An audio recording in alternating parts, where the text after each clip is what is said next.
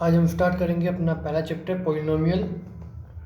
Class 1 है। इसमें हम इंट्रोडक्शन वीडियो देखेंगे कि पॉलिनोमियल में क्या इंपॉर्टेंट चीज़ होती है जो हमें ध्यान रखना होता है। आज सारे कॉन्सेप्ट को हम क्लियर करेंगे। इसमें पहला है कांस्टेंट।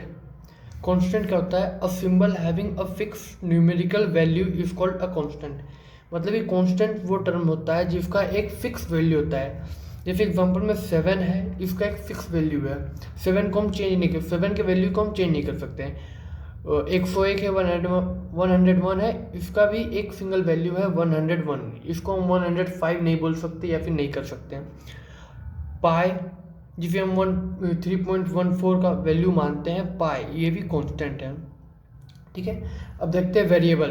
वेरिएबल का क्या है? Variable a symbol which may be seen different numerical value is known as a variable. मतलब वेरिएबल वो टर्म्स होते हैं जिनका अलग न्यूमेरिकल वैल्यू होता है, जिसे हम मान लेते हैं कि ये उसका न्यूमेरिकल वैल्यू। जैसे कि सर्कमफेरेंस ऑफ सर्कल, किसी भी सर्कल का सर्कमफेरेंस निकालने के लिए हम एक फॉर्मूला यूज़ करते हैं 2πr। हमें 2 का वैल्यू पता है, ये कांस्टेंट है, ये बदलेगा नहीं। 2 का वैल्यू पता है, पाई का वैल्यू पता है। यहाँ पर r का वैल्यू जो होता है वो वेरिएबल होता है। वेरिएबल क्यों देते हैं? जैसे हमें इस सर्कल का अगर सर्कमफेरेंस निकालना है तो यहाँ पर r का वैल्यू अलग होगा, और इससे बड़ा अगर सर्कल का हमें सर्कमफेरेंस निकालना है तो उसका r जो होता है वो बड़ा होगा। इसलिए हम ये फॉर्मूला है, और फॉर्मूला में हम r को लेते हैं। r जो डिनोट करता है वो रेडियस को डिनोट करता है। ये जो r है वो चेंज हो सकता है सर्कल के साइज के अकॉर्डिंग। ठीक है, तो इसी को हम वेरिएबल कहते हैं। ठीक है, जो कि चेंज हो सके उसे हम वेरिएबल कहते हैं। ठीक है। अभी हमें देखते हैं एल्जेब्रिक एक्सप्रेशन। एल्जेब्रिक एक्सप्रेशन क्या होता है? ठीक है, a combination of constant and variable connected by some or all the operations is known as an algebraic expression. मतलब कि कोई भी कांस्टेंट, हमने देखा कांस्टेंट वो जिसका वैल्यू चेंज नहीं होता है, और वेरिएबल वो जिसका वैल्यू हम चेंज कर सकते हैं। ठीक है, अपने यूजेस के अकॉर्डिंग। ठीक है, तो यही बोलता है the combination of constant and variable connected by some algebraic terms. Algebraic terms का मतलब यहाँ पर प्लस, माइनस, इनटू, डिवाइड। ठीक है, इसके इन सभी को मिलाकर एक हम बनाएंगे इक्वेशन जिसे हम पॉलिनोमियल कहेंगे। ठीक है,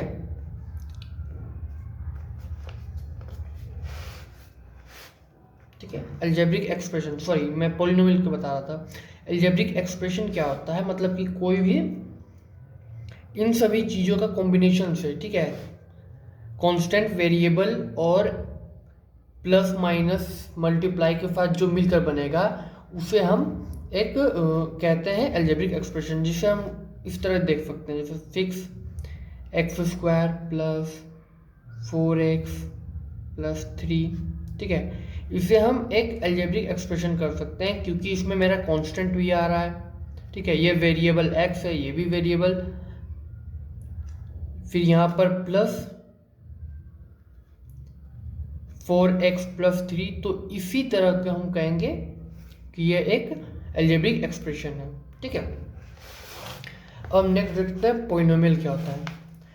N algebraic expression in which the variable involves having only non negative integral powers is called a polynomial. ठीक है, क्या कह रहा है कि कोई भी इक्वेशन, जैसे ये मान ले, तो ये या फिर ये जो हम यहाँ पर एग्जांपल में दिए हैं वो कब एक पॉलिनोमियल कहा जाएगा। ठीक है, कब कहा जाएगा? तो बोले N algebraic expression in which the variable involves having only non-negative integral powers is called a polynomial। यानी कि किसी भी इक्वेशन में जहाँ पर वेरिएबल टर्म्स हो, वहाँ पर उन वेरिएबल टर्म्स पर कोई भी नेगेटिव पावर ना हो तो वो पॉलिनोमियल कहा जा सकता है। ठीक है, जैसे कि हम यहाँ पर देख रहे हैं 5x³ plus 2x² minus 8x plus 4। इसके ऊपर x के ऊपर 3 पावर है, इस x के ऊपर 2 पावर है, इस x के ऊपर 1 पावर है। ठीक है, तो इस तरह के हम इक्वेशंस को पॉलिनोमियल कर सकते हैं।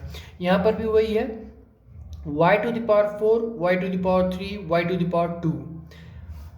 याद रखना हमें कि अगर बाय में हो या फिर नेगेटिव में ये हो, नेगेटिव में अगर कांस्टेंट टर्म हो नीचे में बाय में हो तो ये मैटर नहीं करता है, मैटर करता है मेरा वेरिएबल जो टर्म पावर में होगा वो पॉजिटिव होना चाहिए। ठीक है, तो ये एक पॉलिनोमियल हो जाएगा, ये एक पॉलिनोमियल हो जाएगा।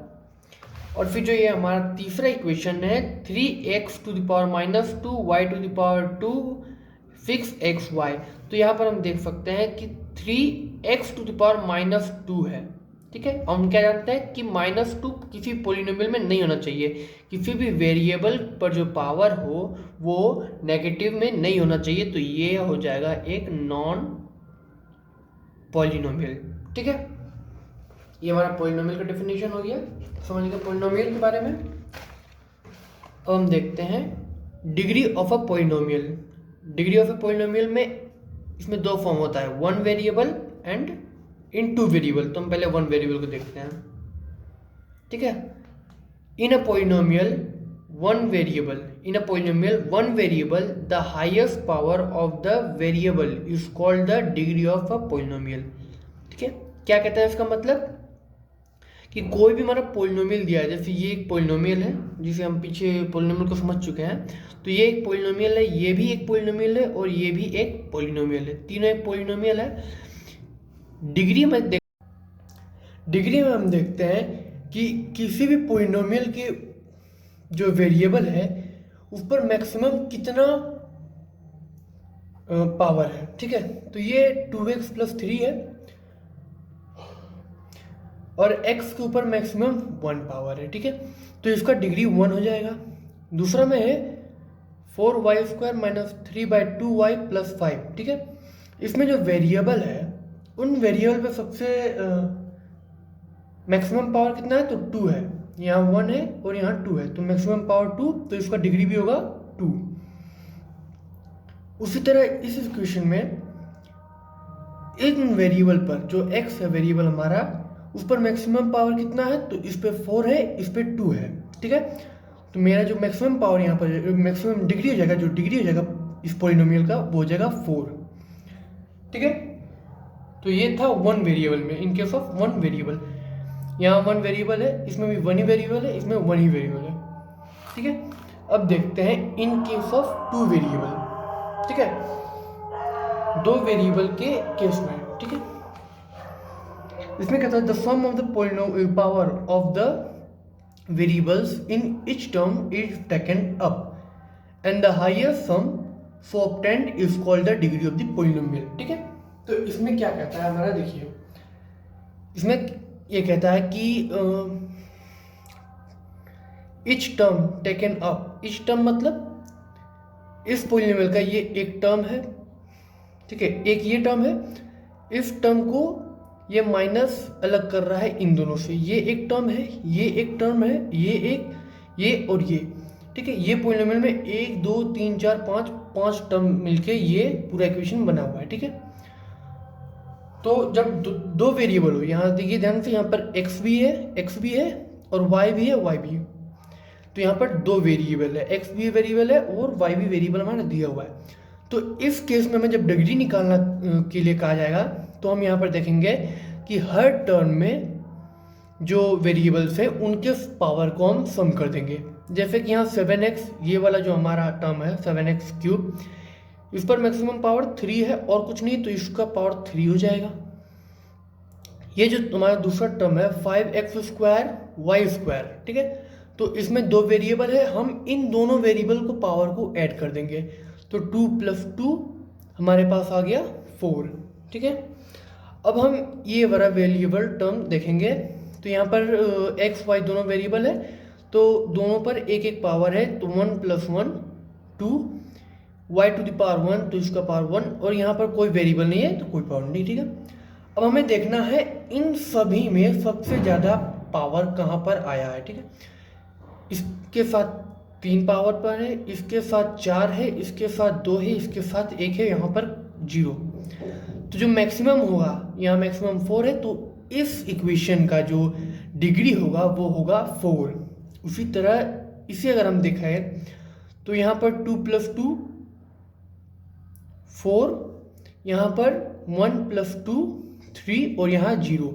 तो इसका जो डिग्री होगा इस इक्वेशन का, इस पोलिनोमियल का, इसे वैसे इक्वेशन नहीं, इसे डिग्री पोलिनोमियल कहा जाएगा, ठीक है। तो इसका जो डिग्री होगा यहाँ 4 होगा, 2 + 2 4, ठीक है। तो अब देखते हैं forms of polynomials according to its degree, ठीक है। उन्हें क्या कहा जाता है, किस नाम से जाना जाता है इन पोलिनोमियल्स को, ठीक है। तो पहला है मेरा लीनियर पोलिनोमियल, ठीक है, अ पोलिनोमियल ऑफ डिग्री 1, ठीक है, ऑफ डिग्री 1, सॉरी ये गलती है यहाँ, x² नहीं, x कुछ नहीं रहेगा, ठीक है। अब हम देखते हैं linear polynomial, a polynomial of degree 1, ठीक है। इस पर मैक्सिमम, इस पर इसका डिग्री क्या है, इस पोलिनोमियल का डिग्री है 1। ये पोलिनोमियल मेरा दिया हुआ है, इसका भी डिग्री है 1, ठीक है। तो ऐसा पोलिनोमियल जिस पर मैक्सिमम जो, जिसका डिग्री जो होता है, मैक्सिमम जो डिग्री होता है वो 1 होता है, उसे हम लीनियर पोलिनोमियल कहेंगे, ठीक है। क्वाड्रेटिक पोलिनोमियल और पोलिनोमियल ऑफ डिग्री 2, ठीक है। इसका एग्जांपल यहाँ पर है x² + 5x - 1/2। तो इसका डिग्री क्या होगा, ठीक है, हमने देखा था, ठीक है, इन 2 वेरिएबल्स में इसका डिग्री हो जाएगा हमारा 2, ठीक है। 1 वेरिएबल्स, यहाँ 1 वेरिएबल है, इसका डिग्री जो हो जाएगा ये 2 हो जाएगा, ठीक है। इसलिए इसे क्वाड्रेटिक पोलिनोमियल कहा जाएगा। जिस पोलिनोमियल का डिग्री 2 रहेगा उसे क्वाड्रेटिक पोलिनोमियल कहा जाएगा। जिसे ये, इसका भी जो डिग्री है वो 2 है, तो इसे भी क्वाड्रेटिक पोलिनोमियल कहा जाएगा, ठीक है। अब हम देखते हैं cubic polynomial. Cubic polynomial a polynomial of degree 3, ठीक है। ये जो हमारे पास पोलिनोमियल दे रहा है 4x³ + 3x² + 2x + 1, तो हमें पता है कि इसका जो डिग्री होगा वो 3 होगा। तो जिस पोलिनोमियल का डिग्री 3 हो उसे हम क्यूबिक पोलिनोमियल कहेंगे। जैसे कि ये एग्जांपल 6x³ + 4x² + 6x², तो इसका भी जो हमारा डिग्री होगा वो 3 होगा, इसलिए इसे क्यूबिक पोलिनोमियल कहा जाएगा, ठीक है। आगे देखते हैं, ठीक है। बाय क्वाड्रेटिक पोलिनोमियल, ठीक है, अ पोलिनोमियल ऑफ डिग्री 4, ठीक है। ऐसे पोलिनोमियल जिनके डिग्री 4 होंगे। तो इस पोलिनोमियल को देखा जाए तो इस पोलिनोमियल का हमारा जो डिग्री निकलेगा वो 4 होगा, ठीक है। तो ऐसे पोलिनोमियल जिसका डिग्री 4 हो उसे बाय क्वाड्रेटिक पोलिनोमियल कहा जाएगा, ठीक है। अब हम देखते हैं नया concept, number of terms in a polynomial, ठीक है। मोनोमियल पोलिनोमियल, ठीक है, मोनोमियल पोलिनोमियल, और polynomial contain 1 non zero term, ठीक है। ऐसे पोलिनोमियल जिनमें सिर्फ एक टर्म हो, जैसे कि हमने पिछले में देखा था, इस पोलिनोमियल में हमारे पास 1 2 3 4 और 5 टर्म थे, ठीक है। ये 5 टर्म थे। इसी तरह के टर्म, इसी तरह जो टर्म है मोनोमियल पोलिनोमियल में एक टर्म होते हैं, या तो 5 या 3x। ऐसे पोलिनोमियल जिनमें एक टर्म होते हैं उन्हें मोनोमियल, जिनमें 2 होते हैं, ठीक है, उन्हें बाइनोमियल, जैसे कि 3 + 6x। ऐसे पोलिनोमियल जिनमें 2 टर्म होते हैं, ये प्लस जो है वो इन दोनों टर्म को मिलाता है। अगर ये प्लस नहीं रहेगा तो ये दोनों टर्म अलग हो जाएंगे, 3 अलग 6x अलग, ठीक है। तो ऐसे पोलिनोमियल जो 2 टर्म से बनते हैं उन्हें बाइनोमियल का बाइनोमियल पोलिनोमियल, पूरा बाइनोमियल पोलिनोमियल कहा जाता है, ठीक है। अब ट्राइनोमियल पोलिनोमियल, ट्राइनोमियल पोलिनोमियल वो होते हैं जिन पे polynomial contents 3 non zero terms, ठीक है, 3 नॉन जीरो टर्म्स, जैसे यहाँ पर x² + 3x + 8x, ठीक है। ये जो टर्म, ये 3 टर्म से बना है, ये पोलिनोमियल 3 टर्म से बना है। इसी तरह ये पोलिनोमियल जो कि 3 टर्म से मिलकर बना हुआ है, इसे हम ट्राइनोमियल पोलिनोमियल कहते हैं, ठीक है। अगले क्लास में हम एक्सरसाइज बनाना स्टार्ट करेंगे, एक्सरसाइज के क्वेश्चन सॉल्व करना स्टार्ट करेंगे। Thank you.